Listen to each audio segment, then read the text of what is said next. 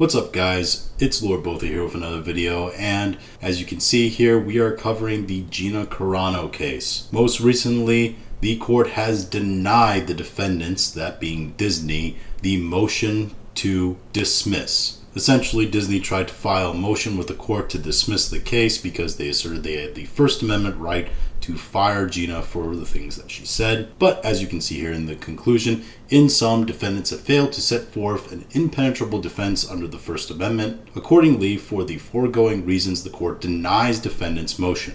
Now, there was some speculation that this ruling was going to come down, and it seems that it's actually come to fruition now. The court has denied Disney's motion to dismiss Carano's charges against them. Therefore, her lawsuit will be going forward, and we probably are going to get discovery on Disney. This means, at least pursuant to the case, a lot of Disney internal emails and internal messages are going to be sifted through.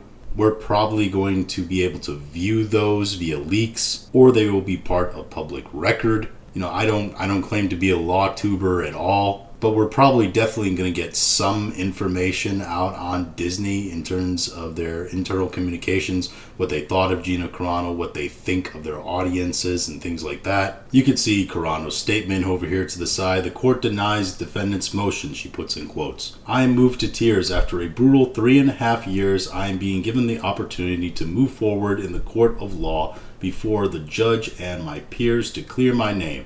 I am so grateful for this opportunity. What happened to me was unacceptable, absurd, and abusive, among other things. It should not have happened to me, and it should not happen to anyone else moving forward. Let it stop here. If, of course, you are unfamiliar with the case, Carano filed suit against Disney, claiming she was wrongly fired for a social media post that she put on Twitter, now X. I would also say it doesn't look good for Disney because both Mark Ruffalo and Pedro Pascal have posted some pretty wild political takes as well, and yet they have been able to keep their jobs, while Carano was fired for her political take and voicing her political opinions online.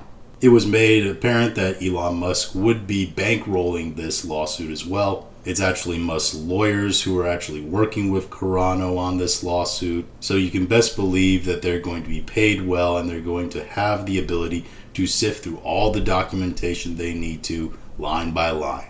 And they're probably going to want a lot of documentation. Elon is bankrolling this because he claims that it's part of his defense against anybody who is wrongfully prosecuted or fired from their job due to what they've said on X. However, it's quite clear that this is a personal matter for Elon as well.